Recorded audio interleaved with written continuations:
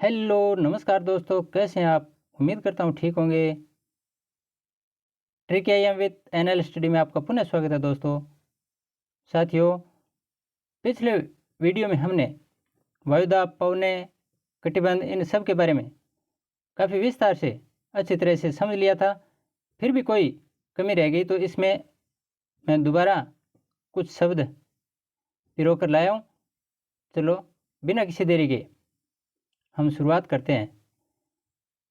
धरातलीय सतह पर सागर तल पर प्रति इकाई क्षेत्र पर ऊपर स्थित वायुमंडल की समस्त परतों के पड़ने वाले समस्त भार को वायुदाब कहते हैं। वायुदाब किसे कहते हैं? एक इकाई क्षेत्र, एकांक क्षेत्र, एक इकाई क्षेत्र पर ऊपर की तरफ से पृथ्वी पर जो भार पड़ता है वायु का, उसी को वायुदाब कहते हैं। वायुदाब से तात्पर्य हवा के दाब से, हवा का जो ऊपर से दाब लगता है उसी को हम उच्च दाब, निम्न वायुदाब पिछले वीडियो में हमने खूब अच्छी तरह से समझा था, तो वही शब्द याद रखने हैं। यहाँ वायुदाब का अर्थ समझ गए होंगे। वायुदाब पेटियाँ, ग्लोब पर वायुदाब की कुल 7 पेटियाँ, ये भी मैंने काफ़ी अच्छे ढंग से समझाई थी। अगर यहाँ समझ में न आए कोई शब्द तो पिछले वीडियो में देख लेना। 7 नंबर स्लाइड थी, वो पूर्ण रूप से इसी पर समर्पित थी। वायुदाब पेटियाँ कुल 7 बताई गई हैं। एक तो भूमध्य रेखा वाली, और फिर एक दक्षिण, एक उत्तर, एक दक्षिण, एक उत्तर, एक दक्षिण और एक उत्तर, इस प्रकार दो दो मिलकर 6 वायुदाब पेटियाँ वो बनी थी। और एक भूमध्य रेखा वाली, ये भूमध्य रेखा के दोनों तरफ 5 डिग्री अक्षांशों तक, 5 डिग्री मुख्य रूप से 5 डिग्री तक ही है, लेकिन 10 डिग्री भी लिखा हुआ कई किताबों में मिलता है। तो 5 डिग्री हो चाहे 10 डिग्री, दोनों तरफ ये भूमध्य रेखा 0 डिग्री पर, इसके 10 डिग्री इस साइड में और 10 डिग्री इस साइड में, दोनों तरफ का जो क्षेत्र कुल 20 डिग्री का हो गया, लेकिन है दोनों गोलार्धों में। तो ये भूमध्य रेखा का या विश्वत रेखीय निम्न वायुदाब पेटी ये किस गोलार्ध में अगर पूछ लें तो दोनों गोलार्धों में इसकी पोजीशन है। भूमध्य रेखा के दोनों ओर 5 डिग्री अक्षांशों तक तापजन्य न्यून वायुदाब बोलते हैं। इसको क्यों बोलते हैं ये भी मैंने काफ़ी अच्छे ढंग से बताया था। यहाँ ताप, वायु का ताप है वो एकदम सीधा पृथ्वी पे आता है, और ताप की वजह से वायुदाब यहाँ का बिल्कुल न्यून रहता है। तो निम्न वायुदाब पेटी ताप की वजह से है, इसलिए तापजन्य है। डोलड्रम कम हवाओं से शांत वातावरण बना हुआ रहता है। यहाँ गर्मी ज़्यादा होती है, हवाएं बहुत कम, क्योंकि हवाएं यहाँ से ऊपर उठती हैं तो यहाँ उमस होगी, और उमस होगी तो वर्षा भी होगी। यहाँ वर्षा अधिक होती है, ताप अधिक है और शांत वातावरण है, इसलिए इसे डोलड्रम कहते हैं। ताप की वजह से है ये भूमध्य रेखा के इर्द गिर्द सूर्य का ताप ज़्यादा होता है। फिर उपोष्ण या उच्च वायुदाब पेटी, ये भी अच्छे ढंग से पढ़ा था हमने। दोनों गोलार्धों में 30 से 35 डिग्री, या उस चित्र में मैंने 23.5 से 35 डिग्री भी बता रखा था, क्योंकि 23.5 डिग्री पर कर्क रेखा और मकर रेखा होती है दोनों गोलार्धों में। तो 23.5 डिग्री से 35 हो या 30 से 35, लेकिन है उपोष्ण उच्च वायुदाब पेटी के भाग। डिग्री अक्षांशों के मध्य का भाग है, यहाँ गतिजन्य उच्च वायुदाब पेटी है। गतिजन्य क्यों? क्योंकि हवाएं ऊपर उठी थी, और ऊपर उठकर वापस यहाँ 30 से 35 डिग्री का जो पेटी का इलाका, यहाँ ऊपर से हवाएं सीधी पृथ्वी की ओर आ रही हैं, ऊपर से दबाव पड़ता है, तो उच्च वायुदाब होगा। इसे असव अक्षांश भी कहते हैं। असव अक्षांश क्यों कहते हैं ये भी मैंने पीछे वीडियो में बताया था। उपध्रुवीय निम्न वायुदाब पेटी दोनों गोलार्धों में है, ये भी 60 से 65 डिग्री अक्षांशों के मध्य है, और यह भी गतिजन्य कम वायुदाब पेटी, क्योंकि गतिजन्य है 30 से 35 डिग्री के बीच तो ऊपर से हवा आई और वो दोनों गोलार्धों में ऐसे बिखर गई। फिर ये 60 से 65 डिग्री यहाँ आते आते ये फिर ऊपर उठती है, यहाँ से नीचे आई और यहाँ से फिर ये ऊपर उठी। ये 60 से 65 डिग्री या 45 से 50 से 65 डिग्री बीच में जब ये ऊपर उठती हैं तो इसका मतलब वायुदाब यहाँ न्यून है। अगर वायुदाब अधिक होगा तो ऊपर से नीचे की तरफ हवा आएगी, दबाव बढ़ेगा, लेकिन यहाँ तो ऊपर उठ रही है हवा, तो यहाँ वायुदाब क्या होगा, न्यून होगा, कम है। और वजह क्या है, क्योंकि ये गति इस साइड से ऊपर की तरफ उठ रही है, गति हो रही है, गतिजन्य कम वायुदाब पेटी। ध्रुवीय, अगला ध्रुवीय उच्च वायुदाब पेटी, ये ध्रुवों से फिर ये देखिए यहाँ से नीचे की तरफ और यहाँ फिर ऊपर, फिर ये ध्रुवों की तरफ वापस नीचे की तरफ आएगी, जमीन की तरफ, तो ये क्या हुआ, नीचे की तरफ आएगी तो उच्च वायुदाब बनेगा। इस प्रकार ये दक्षिण गोलार्ध और उत्तरी गोलार्ध दोनों गोलार्धों में आते हैं कटिबंध है ये। तो सबसे पहले एक तो भूमध्य रेखा के आसपास का क्षेत्र, एक कटिबंध वो हो गया, और फिर एक दक्षिण गोलार्ध में, एक उत्तरी गोलार्ध में, फिर एक दक्षिण गोलार्ध में, एक उत्तरी गोलार्ध में, फिर एक दक्षिण गोलार्ध और एक उत्तरी गोलार्ध में, ये दो दो ये हो गए, कुल 7 वायुदाब पेटी बन गई। दाब प्रवणता, दाब प्रवणता क्या है, दो स्थानों के बीच वायुदाब के अंतर, दो स्थान है, एक ये, तो वायुदाब में इन दोनों में जो भी अंतर होता है, कई बार होता है ना, यहाँ वर्षा होती है और यहाँ भयंकर आंधी आती है, क्यों, क्योंकि यहाँ वर्षा होने से यहाँ वायुदाब अधिक हो गया और यहाँ वर्षा हुई नहीं है, गर्म है, गर्म की वजह से यहाँ निम्न वायुदाब है। तो निम्न वायुदाब में ऐसे बिखरा हुआ स्थान है, इसको घेरने के लिए वायुदाब यहाँ से इस तरफ बढ़ेगा, वायु इस तरफ आएगी, और वो अगर ज़्यादा कम है, वायुदाब यहाँ बिल्कुल भी न के बराबर है, बिल्कुल न्यून है, तो एकदम तेज गति से ये हवाएं आएंगी और आंधी का रूप धारण कर लेंगी। तो ये दोनों के अंतर, इस वायुदाब और इस वायुदाब के बीच का अंतर है, इसी को हम दाब प्रवणता कहते हैं। वायुमंडलीय परिसंचरण यानी पवने, पवनों के बारे में भी हमने उस चित्र के माध्यम से समझ लिया था पिछले वीडियो में। अर्थ क्या है, धरातलीय सतह तथा उसके ऊपर वायुमंडल में वायुदाब प्रवणता के कारण स्थानीय स्तर से भूमंडलीय स्तर पर दैनिक, मौसमी तथा वार्षिक हवाओं में अंतर आता है, तब परिवर्तन होता है, ये गतिशील होती रहती है। स्थानिक आयाम एवं उत्पत्ति के आधार पर पवनों को हम 3 प्रकार से देख सकते हैं।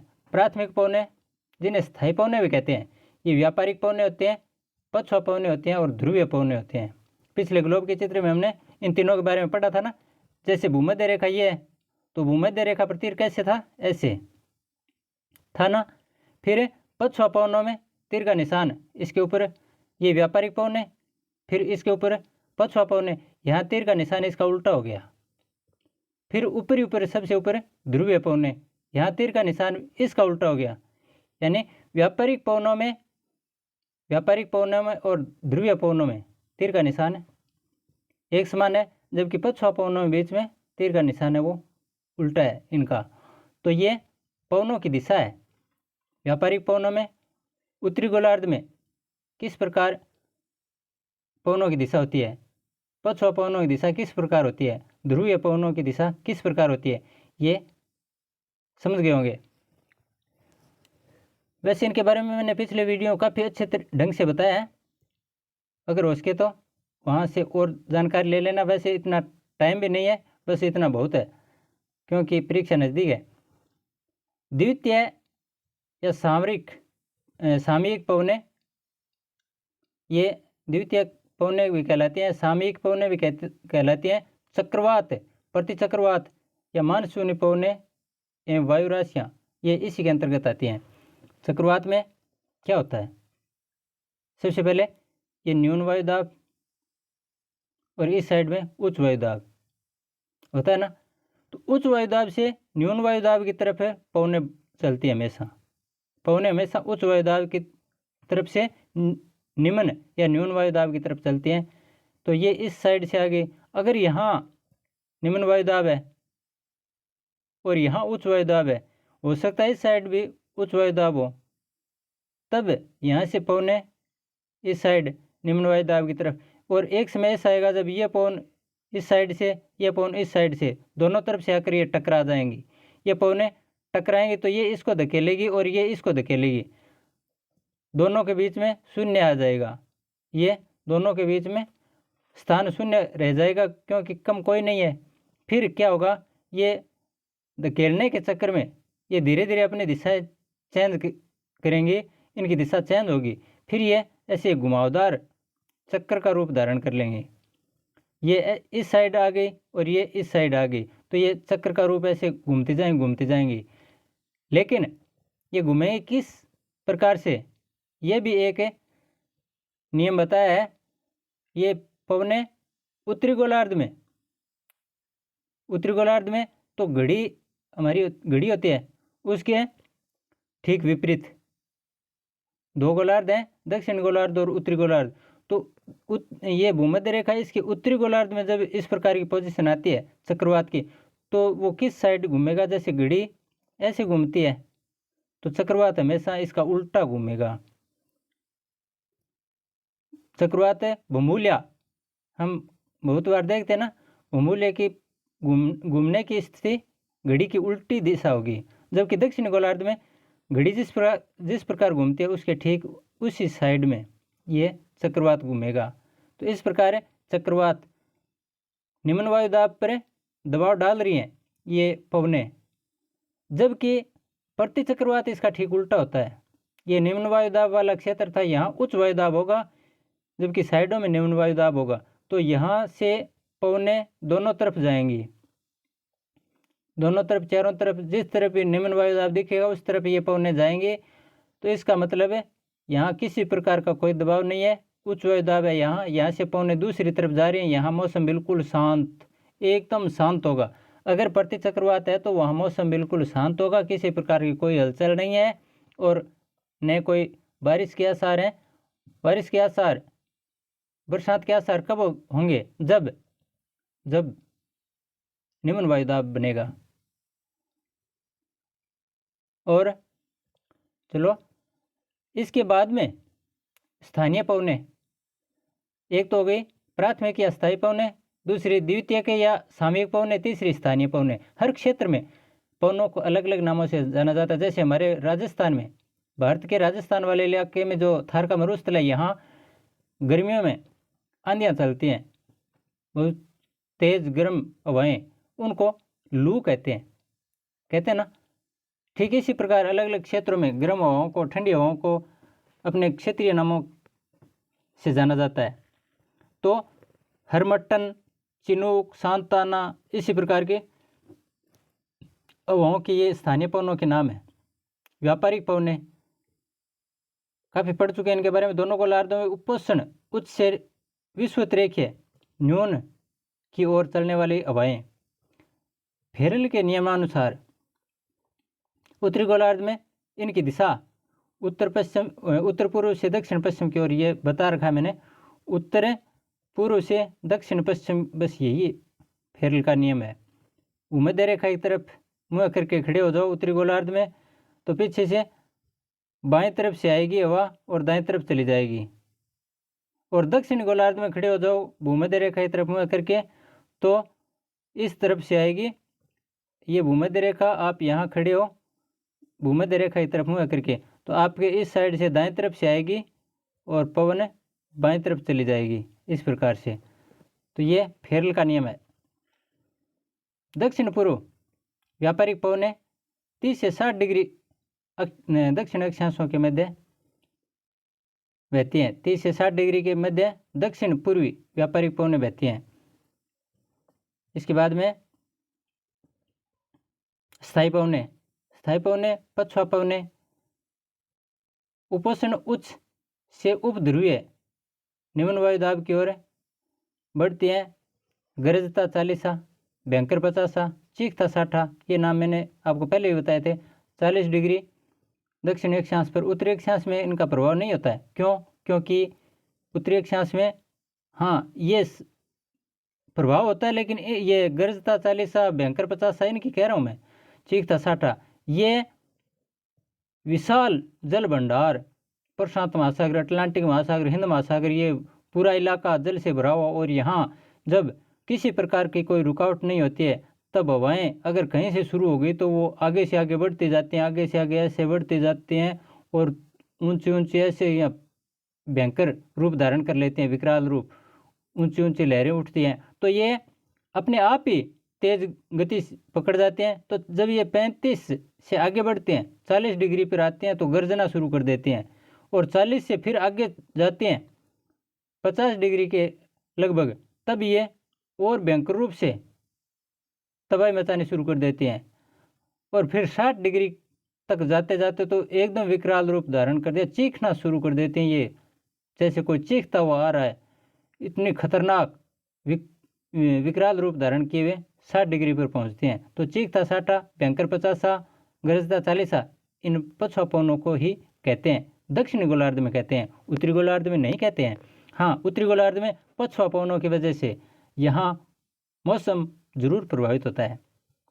ध्रुवीय पवनें, ध्रुवीय पवनें ये दोनों ध्रुवों, दक्षिण गोलार्ध और उत्तरी गोलार्ध में जो ध्रुव हैं वहाँ दोनों ध्रुवों पर इनका प्रभाव होता है।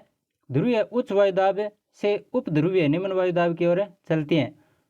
हमने बताया था ना, जैसे भूमध्य रेखा, ये भूमध्य रेखा से हवाएं ऊपर उठी, फिर 30 से 35 डिग्री नीचे आई, और फिर 60 से 65 डिग्री ऊपर उठी, और फिर ये 90 डिग्री 85 से 90 डिग्री तक जाते जाते वापस नीचे की तरफ आए। तो यहाँ उच्च वायुदाब बन गया उत्तरी ध्रुव चाहे दक्षिणी ध्रुव, यहाँ उच्च वायुदाब बन गया है 90 डिग्री के आसपास। और यहाँ ये निम्न वायुदाब है 60 से 65, और यहाँ उच्च वायुदाब है कहाँ 30 से 35 डिग्री। तो इस प्रकार ये हवाएं अपना मार्ग तय करती रहती हैं। तो ये उच्च वायुदाब है और उपध्रुवीय निम्न वायुदाब, ये क्या क्या नाम है समझ गए होंगे। ये उपध्रुवीय तो ये पोजीशन, और उच्च वायुदाब, ध्रुवीय उच्च वायुदाब ये पोजीशन यहाँ 90 डिग्री के आसपास, उपध्रुवीय यहाँ, और ये कौन से उपोष्ण। इस प्रकार ये हवाएं चलती रहती हैं। सामयिक पवनें जो समय के अनुसार बदलती रहती हैं, वे सामयिक पवनें होते हैं। मौसम अथवा समय के अनुसार परिवर्तन होता रहता है इनमें। मानसून पवनें होते हैं हमारे राजस्थान में, भारत में मानसूनी पवनों के प्रभाव से कौन वाकिफ नहीं होगा, सब जानते हैं कितना इनका असर होता है। अगर मानसूनी पवनें हमारे पक्ष में नहीं होते हैं तो पूरा भारत अकाल की तरफ बढ़ जाता है, भारत में अकाल सूखा पड़ता है अगर अच्छा मानसून भारत में नहीं आया तो मानसून अच्छा हमेशा इंतज़ार रहता है भारत में। तो मानसूनी पवनें ये सामयिक पवनें ये मौसम के अनुसार अपनी दिशा में परिवर्तन कर लेती हैं। जैसे गर्मी में पछुआ पवनें आती है ना, मानसूनी पवनें, और हमारे भारत में वर्षा, पूरे भारत में वर्षा होती है, लेकिन पूर्वी तट है वहाँ पर वर्षा नहीं होती है। वो कब होती है, जब वापस लौटता है मानसून, यानी शीतकालीन मानसून। ग्रीष्मकालीन मानसून में पूरे भारत में वर्षा होती है, सिर्फ तमिलनाडु में नहीं होती। और वो कब होती है, शीतकालीन मानसून में, जब मानसून वापस जाता है। आते समय उसकी दिशा इस प्रकार होती है, सबसे पहले केरल में प्रवेश करता है, फिर ये पूरे भारत में फैलता है, लेकिन जाते समय ये तमिलनाडु बच जाता है थोड़ा। वापस आते समय ये तमिलनाडु के तट पर टकरती हैं हवाएं, और यहाँ नवंबर दिसंबर में काफ़ी अच्छी बरसात होती है तमिलनाडु में। शीतकालीन मानसून है, ये उत्तर पूर्व से दक्षिण पश्चिम की तरफ आ रहा है। गतिक संकल्पना, गतिक संकल्पना क्या है, ये हमारी विषुवत रेखा, इसके 10 डिग्री इस साइड में, 10 डिग्री इस साइड में, या 5 डिग्री इस साइड में, 5 डिग्री इस साइड में, ये एरिया है, ये डोलड्रम पट्टी है, यही ITCZ है। अब ये ITCZ है, लेकिन इसका क्षेत्र कितनी दूर मार करता है, ये मकर रेखा और ये कर्क रेखा, कर्क रेखा मकर रेखा यहाँ तक इनकी मार है। तो ये ITC अर्थात ITCZ, और इस साइड में आ गया तो ये साउथ है ITC, और इस साइड में आ गया तो नॉर्थ ITC। इस प्रकार इनके 3 अलग नाम भी हैं। उष्णकटिबंधीय अभिसरण जिसके 3 भाग हैं, नॉर्थ ITC और साउथ ITC। समझ गए होंगे, ये हमने पीछे जो पढ़ा है वही बात आ रही है। हाँ, इसमें उत्तर की तरफ जब ये बढ़ता है, सूर्य यहाँ आता है तो इसका क्षेत्र थोड़ा आगे और बढ़ जाता है, 23.5 डिग्री पर ही नहीं रुकता, इससे आगे चला जाता है 30-35 डिग्री तक है। तो वहाँ इसका प्रभाव होता है दक्षिण एशिया में, तब इसे जेट स्ट्रीम के नाम से भी कई बार पुकार देते हैं। ये देखिए जेट स्ट्रीम दक्षिण एशिया में यह तीव्र प्रवाह क्षोभ मंडल में लगभग 12 किमी की ऊंचाई पर पश्चिम से पूर्व की ओर चलता है। जेट स्ट्रीम है, इसकी दिशा भी पूछ लेते हैं कई बार, तो ये पश्चिम से पूर्व की तरफ चलता है और इसकी ऊंचाई कितनी होती है दक्षिण एशिया में, लगभग 12 किलोमीटर। क्षोभ मंडल ही तो है इस ऊंचाई में। एक होता है स्थल समीर और सागर समीर। दोस्तों हमें पता है अगर गर्मी ज़्यादा है तो वहाँ वायुदाब न्यून होगा, अगर सर्दी है तो वहाँ वायुदाब ज़्यादा होगा।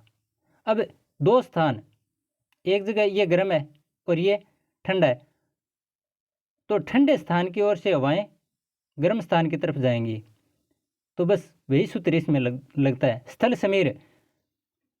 समीर अर्थात जल और स्थल की चर्चा हो रही है यहाँ। ये सागर समीर है, समीर हवा, स्थल जमीन, सागर पानी। तो पानी धीरे ठंडा होता है ज़मीन की वजह से, ज़मीन की बजाय। स्थल है जो मिट्टी है उसकी बजाय जल धीरे ठंडा होता है और धीरे गर्म होता है। तो दिन में जब सूर्य अपनी किरणें बिखेरता है तो जल धीरे धीरे गर्म होगा, जबकि स्थल है जल्दी गर्म होगा। तो जल्दी गर्म होने की वजह से सागर में पानी है वो ठंडा है और स्थल गर्म हो गया, तो दिन में सागर की तरफ से ये सागर मान लो और ये स्थल है, गर्म हो गया स्थल और ये सागर ठंडा है। दिन में गर्म जरूर है लेकिन इतना गर्म नहीं है जितना ये स्थल है। तब क्या होगा, पवनें सागर से स्थल की तरफ चलेंगी, इस प्रकार बढ़ेंगी। कब? दिन में। लेकिन जैसे सूर्य अस्त होगा तब जमीन है, स्थल है, ये एकदम से ठंडा हो जाएगा, लेकिन पानी वही धीरे धीरे ठंडा होगा। तब ये पानी धीरे धीरे ठंडा होगा अर्थात गर्म रहेगा और ये ठंडा हो जाएगा, तब वायु इसकी उल्टी हो जाएगी, यहाँ वायुदाब बढ़ जाएगा, यहाँ वायुदाब कम है। तब पवन कैसे चलेगी? स्थल से जल की ओर। तो रात को स्थल से जल की तरफ और दिन में जल से स्थल की तरफ, ऐसे पवनें चलती हैं। यही स्थल समीर और सागर समीर है। जो स्थल से जल की तरफ जाए वो स्थल समीर, और जो सागर से यानी जल से स्थल की तरफ जाए वो सागर समीर। यही कहानी पर्वत समीर या घाटी समीर में है। ये पर्वत, ये घाटी, ये तो घाटी और ये पर्वत। सूर्य पर सीधी किरणें सबसे पहले इस ऊपरी इलाके पर्वत के ऊपर यहाँ गिरती हैं, तो यहाँ से ये जल्दी गर्म होगा, ये धीरे धीरे गर्म होगा। तो दिन में ये गर्म है, ये ठंडा है। ठंडे दोनों नहीं, लेकिन तुलनात्मक दृष्टि से इसकी बजाय ये ज़्यादा गर्म है। तो यहाँ न्यून वायुदाब और यहाँ उच्च वायुदाब। तब पवनें क्या होंगी? इस घाटी से पर्वत की तरफ बढ़ेंगी, घाटी से पर्वत की तरफ।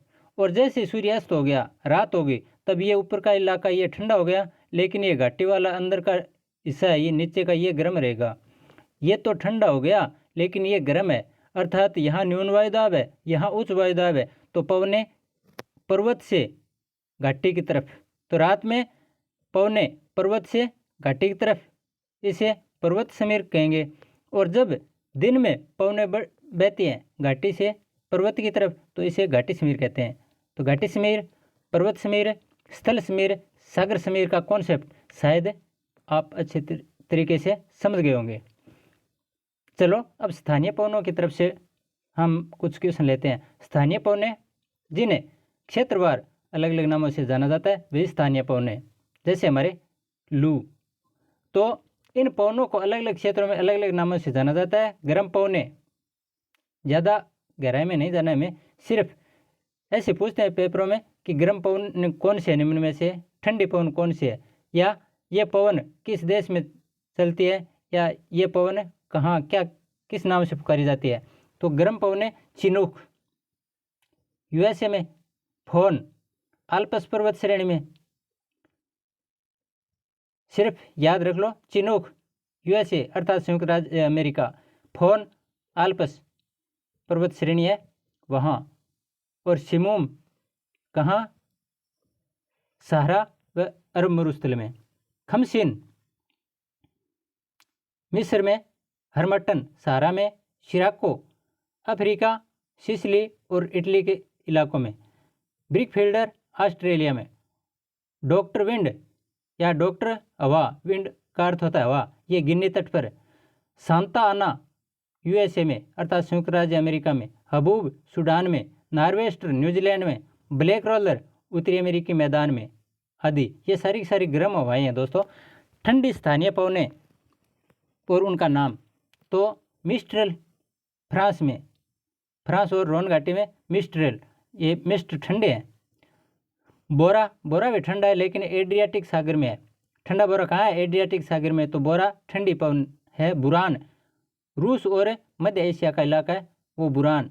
नार्दर जो यूएसए में यानी संयुक्त राज्य अमेरिका में, ब्लिजर्ड ध्रुवीय क्षेत्र में चलने वाली पवने, स्थानीय पवने। लेवेंटर जो फ्रांस में चलती हैं। पुर्गा टुंड्रा प्रदेश में चलते हैं, टुंड्रा यानी साइबेरिया रूस वाला इलाका। पापागायो ये मेक्सिको तट, मेक्सिको तट जानते हैं ना, अमेरिका महाद्वीप में। पंपेरो, पंपेरो अर्जेंटीना, चिली और उरुग्वे, यहाँ ठंडी हवा चलती है जिसे पंपेरो नाम से पुकारते हैं। बाइज फ्रांस में कहते हैं ठंडी पवनों को।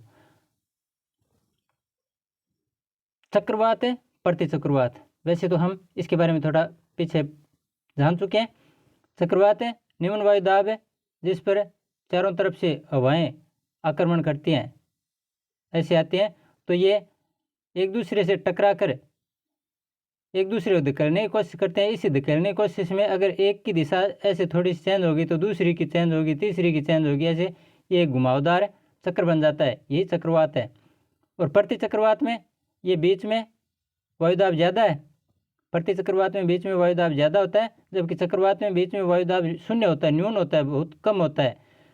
तो वायुदाब ज़्यादा होगा प्रति चक्रवात में, तब यहाँ से बाहर की तरफ निकलेगी पवन, और पवन जब बाहर की तरफ निकलेगी तो यहाँ किसी प्रकार से कोई हलचल नहीं होगी, मौसम बिल्कुल शांत होगा, कोई बरसात के आसार नहीं होंगे। लेकिन निम्न वायुदाब होगा तो यहाँ से कहीं से भी बरसात आ सकती है, बरसात के आसार होंगे। और चक्रवात न्यून वायुदाब के केंद्र वाले जिनकी पवनों की दिशा उत्तरी गोलार्ध में घड़ी की सुइयों के विपरीत जबकि दक्षिण गोलार्ध में घड़ी की सुइयों के समान दिशा में होते हैं, ये भी हम पीछे पढ़ चुके हैं। चक्रवातों को दो भागों में बांटा गया है, शीतोष्ण कटिबंधीय चक्रवात है और कौन से उष्ण कटिबंधीय चक्रवात। शीतोष्ण अर्थात शीत प्लस उष्ण, शीतोष्ण कहाँ होता है? जहाँ ग्रीष्म यानी उष्ण कटिबंध होते हैं और ऊपर ध्रुवों की तरफ शीत, उस क्षेत्र में तापीय अंतर की वजह से उष्ण और शीत दोनों तापों में तो भिन्नता है, तापीय अंतर है। ध्रुवीय ठंडे तथा शुष्क एवं उष्ण क्षेत्रीय गर्म तथा आर्द्र पवनों के मिलन से उत्पन्न होते हैं कौन से? शीतोष्ण कटिबंधीय चक्रवात। इन्हें किस नाम से पुकारा जाता है? लो, गर्त या ट्रफ, ये शीतोष्ण कटिबंधीय चक्रवातों के नाम है। उष्ण कटिबंधीय चक्रवात, उष्ण अर्थात ग्रीष्म, समन्वय क्रिया से विषुवतीय शांत क्षेत्र में उत्पन्न होते हैं। इन्हें 5 भागों में बांटा गया दोस्तों। कौन कौन से? उष्ण कटिबंधीय विक्षोभ, हमने बहुत बार सुना है कि पाकिस्तान की तरफ यानी पश्चिमी विक्षोभ की वजह से हमारे मावट होने वाली है। भूमध्य सागर में विक्षोभ बना हुआ है तो हमारे प्रशांत के आसार है। अरब सागर में एक हल्का विक्षोभ बना हुआ है, तो ये पश्चिम विक्षोभ है। उष्ण कटिबंधीय अवदाब है हरिकेन। हरिकेन नाम कहाँ दिया गया? कैरेबियन सागर है, मध्य अमेरिका, पश्चिमी द्वीप समूह, यहाँ ये उष्ण कटिबंधीय चक्रवात हैं, इनको हरिकेन नाम से पुकारते हैं। किस नाम से? हरिकेन से। टाइफून कहाँ पुकारते हैं? फिलीपींस, दक्षिणी चीन, जापान, इनमें उष्ण कटिबंधीय जो चक्रवात है उनको टाइफून नाम से पुकारते हैं। ये सीधा नाम पूछ लेते हैं कि चक्रवात को जापान में क्या कहते हैं? टाइफून। टोर्नेडो, ये उत्तरी अमेरिका, कहाँ? उत्तरी अमेरिका महाद्वीप है, वहाँ उसके मध्यवर्ती मैदानों में टोर्नेडो कहते हैं। विली विलीज ऑस्ट्रेलिया में कहते हैं। दोस्तों अभी पिछले वर्ष की बात है, अक्टूबर 2024 में भारत में एक चक्रवात आया था, दाना नाम का पश्चिम बंगाल और ओडिशा राज्यों को प्रभावित करने वाला भयंकर उष्णकटिबंधीय चक्रवात था। तो ये नया क्वेश्चन बन रहा है, हो सकता है परीक्षा में पूछ लें। याद रखना, प्रति चक्रवात ये भी हमने पढ़ा था। यहाँ उच्च वायुदाब है और यहाँ से पौने साइडों में चलते हैं, तो यहाँ किसी प्रकार की कोई हलचल नहीं होती, मौसम बिल्कुल शांत होता है, बरसात के आसार नहीं रहते। इसके केंद्र में उच्च वायुदाब होता है। ये वी आकार के होते हैं जो गोलाकार होते हैं।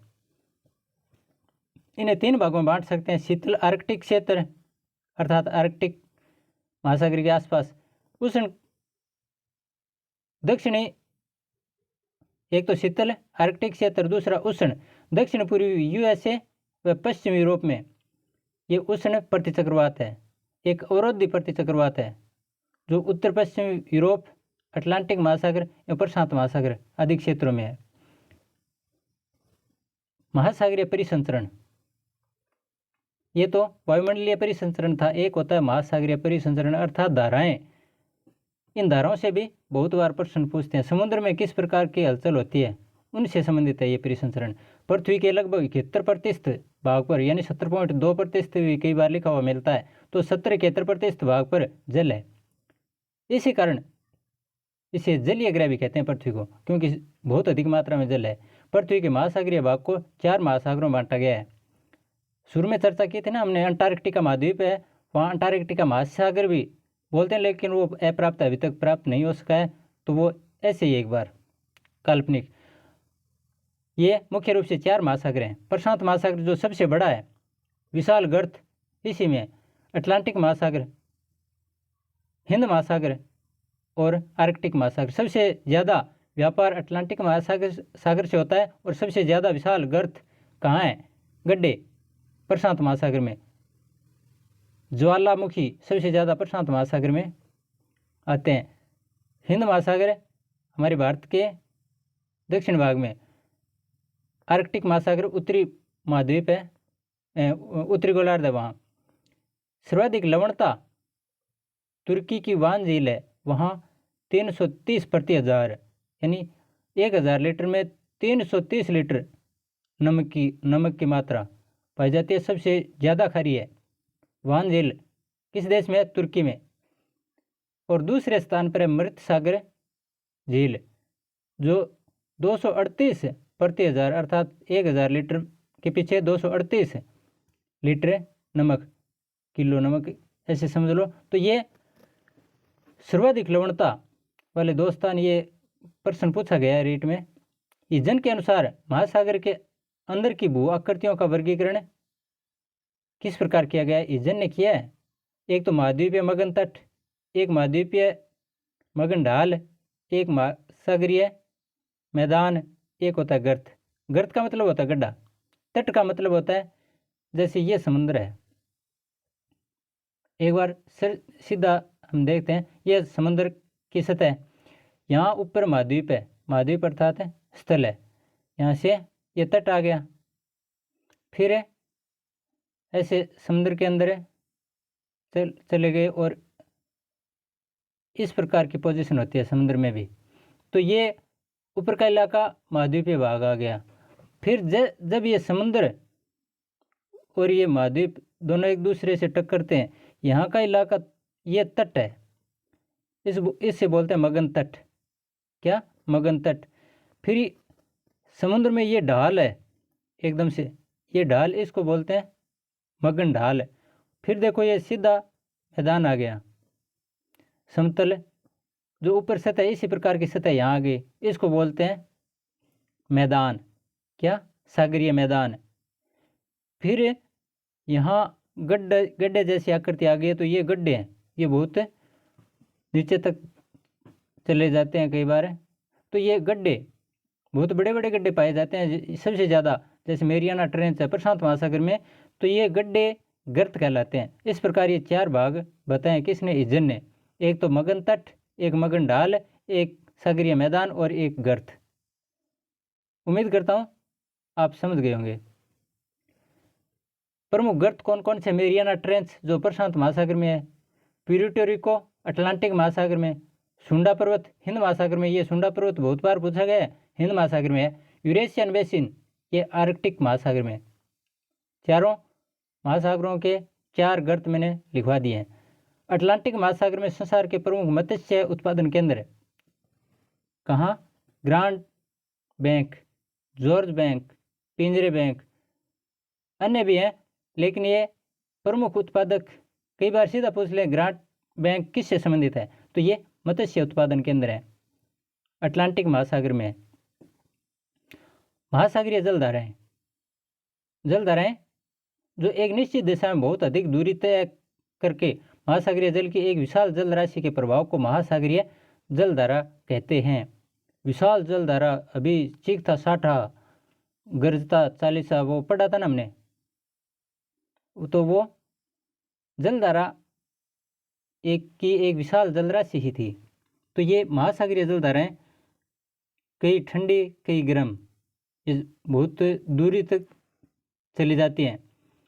तो अधिक दूरी तय करते हुए विशाल जल राशि लेकर जो आगे बढ़ते हैं और सागर को प्रभावित करते हैं, वे महासागरीय जलधाराएं कहलाते हैं। ये 2 प्रकार की होती हैं, एक तो गर्म जलधाराएं और एक ठंडी जलधाराएं।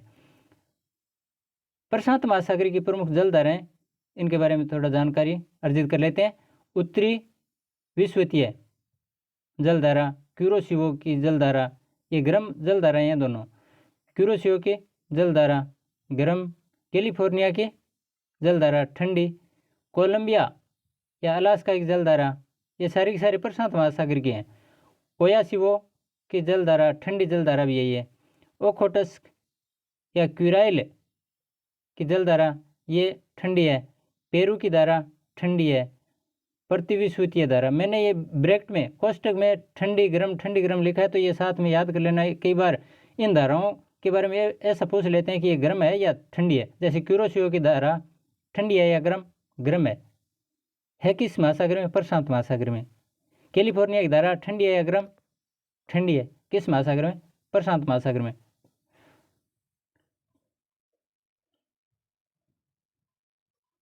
अटलांटिक महासागर की गर्म जलधाराएं उत्तरी विश्वरेखीय अटलांटिक महासागर में भी थी, प्रशांत महासागर में भी थी।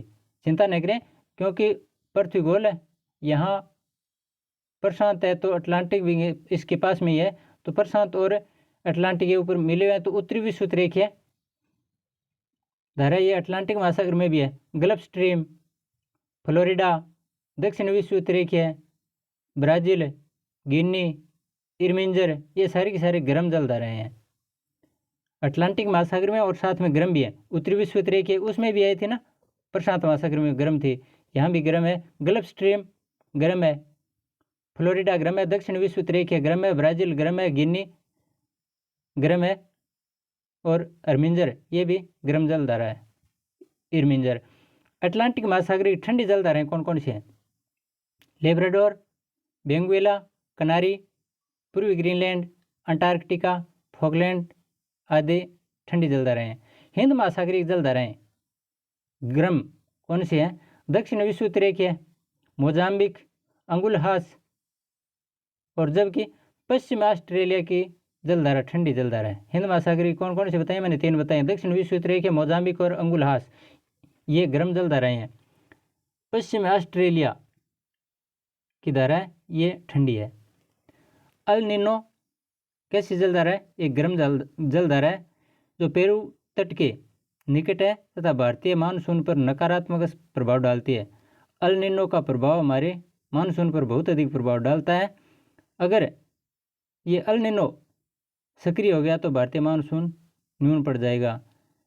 इसी ठीक विपरीत ला निना एक ऐसी ठंडी जलधारा है जो भारतीय मानसून पर सकारात्मक प्रभाव डालती है। ठंडी गर्म, इसका मतलब क्या है? अल निनो गर्म जलधारा है, अगर वो ज़्यादा सक्रिय है तो मतलब साफ है, अगर ज़्यादा गर्म सक्रिय, इसका मतलब वायुदाब न्यून। और वायुदाब न्यून तो यहाँ से चारों तरफ से पवनें उसी की तरफ बढ़ेंगी और उसकी तरफ पवनें बढ़ेंगी तो हमारा भारत यहाँ रह गया। भारत से पवनें किस तरफ जाएंगी? पेरू की तरफ। पेरू की तरफ हवाएं जाएंगी तो हम बरसात का इंतज़ार करते रह जाएंगे और बरसात ले जाए कौन? El Nino. ठीक। इसके विपरीत ला नीनो अगर सक्रिय है तो मान लीजिए यहाँ ला नीनो है, यहाँ ठंडी जलदार है, ये ठंडी है तो ठंडी की वजह से ये यहाँ से पवनें गर्म हमारे भारत की तरफ आएंगी और साथ में पानी लेकर आएंगी और अच्छी बरसात होगी। उम्मीद करता हूँ समझ गए होंगे अल नीनो ला नीनो का प्रभाव। ज्वालामुखी वह छिद्र या दरार जिनके माध्यम से पृथ्वी के आंतरिक भाग से तप्त लावा, राख, गैस, जलवाष्प आदि पदार्थ पृथ्वी की बाहरी सतह पर निकलते हैं, ज्वालामुखी कहलाता है। अपेक्षाकृत कम गहराई पर अवसादी चट्टानों में मेग्मा के अलग अलग प्रकार से ठंडा होने की प्रक्रिया में कई प्रकार के स्थल रूप देखे जाते हैं। जैसे मेग्मा का गुंबदनुमा, मेग्मा पृथ्वी के अंदर से जो लावा निकलता है मेग्मा वो ठंडा होता है। जब ठंडा होता है तो किस प्रकार से ठंडा होता है, उसका जमाव है, उसी को अलग अलग नामों से अलग अलग प्रकार से वो जमता है तो उसको उसी रूप में अलग नाम से पुकारा जाता है। तो वो किस प्रकार से पुकारा जाता है, क्या नाम लिया जाता है, किस आकार में है, तब ये पेपर में बहुत बार पूछा जाता है और रेट में तो विशेष रूप से पूछते हैं, तो ध्यान से सुनना। गुंबदनुमा जमाव अगर है तो उसे बेथोलिथ कहते हैं। अगर गुंबदनुमा जमाव है मेग्मा का तो क्या कहते हैं? बेथोलिथ।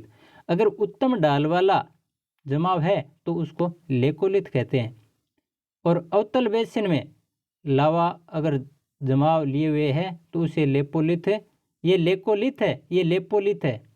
और मोड़दार पर्वतों के अभिनतियों व अपनतियों में अभ्यंतरिक लावा का जमाव है तो उसे फेकोलिथ नाम से पुकारते हैं।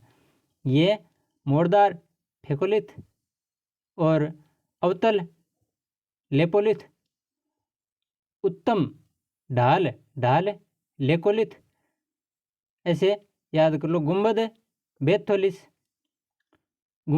बेथो, ढाल लेको, अवतल लेपो, मोड़ फेंको, ऐसे याद कर लो, याद रह जाएगा। भूकंप वह घटना जिसके द्वारा पृथ्वी के भूपटल में हलचल पैदा हो जाती है तथा कंपन होने लगता है, भूकंप कहलाता है। धरती कांपती है ना, ज़्यादा बताने की आवश्यकता नहीं है, बर्तन हिलने लग जाते हैं, वही भूकंप। चाहे किसी भी वजह से हो, धरती का कांपना भूकंप कहलाता है। भूकंप का अध्ययन सिस्मोलॉजी कहलाता है। भूकंप का अध्ययन क्या कहलाता है? सिस्मोलॉजी। और रिएक्टर पैमाने पर इसको मापते हैं। और अन्य वीडियो काफ़ी लंबा हो गया दोस्तों, तो लगभग ये पर्यावरणीय समस्याएं एक बिंदु शेष बचा है और भूगोल से संबंधित ये इकाई भी हम आज पूरी कर चुके हैं। और अगर मैंने पूरी कोशिश की है, अगर फिर भी आपके समझ में नहीं आता है तो वीडियो को दोबारा देखकर या थोड़ा धीरे करके, स्पीड को धीमे करके या दोबारा देख के, कैसे भी याद करो, आराम से याद हो जाएगा। 2 बार देख लिया करो। अच्छा हाँ, एक बात और है, अगर वीडियो अच्छा लगे तो लाइक और शेयर ज़रूर करना दोस्तों। धन्यवाद। जय हिंद।